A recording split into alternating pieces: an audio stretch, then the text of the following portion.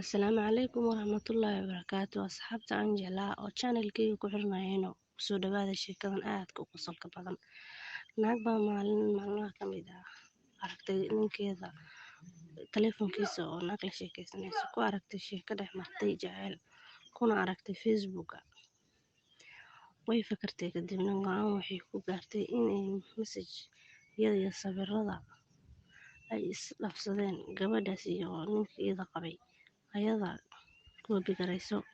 Kadibna ciwaan Facebook nin ah ayay samaysatay waxayna ku darsatay ninkeedii wuuna aqbalay. Iyadoo isbaraysa ayay ku tiri assalaamu calaykum, magacaygu waa Sheekh Xujo Abuxakaar ahna mid ka tirsan xarakada mujaahidiinta ee Al-Shabaab.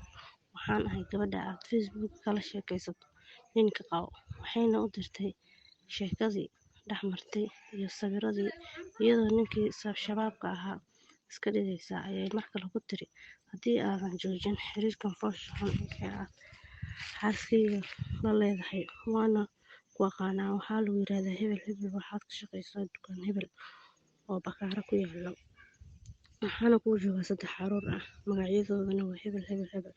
Inta badan waqtiyada waxaad ku qaadataa meel hebel, waqtiyadaada shaqadaada iyo meel walbo aad martana waan aqaanaa. Haddii aan si degdeg ah u joojin xiriirka naagta waan ku aqaanaa, waana ku gowracayaa, waan kuu digay hadeerba. Xaaskii oo aan ka fogeyn asagii markuu ninkeeda fariintan akhrinayay baa aragtay ninkii oo argagaxsan oo shahaadanaya waxayna weydiisay waxa ku dhacay. Inkastoo uusan u jawaabin, ninkii isla saacadii Facebook-gii, WhatsApp-kii iyo guud ahaan social media-gii ayuu iska xiray, taleefankiina dhaqso ayuu iskaga iibiyey.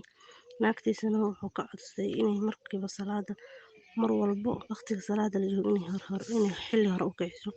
Ilaa iyo hadda ninkii bac baa ku xiran, masaajidka, guriga iyo shaqada wax aan ahayn uma dhexeeyo. Foonkiisa ma aha mid qalad gali karo. Haddii aad dhamaystirtay sheekada ku sala nabigeena Maxamed sallallahu calayhi wasallam.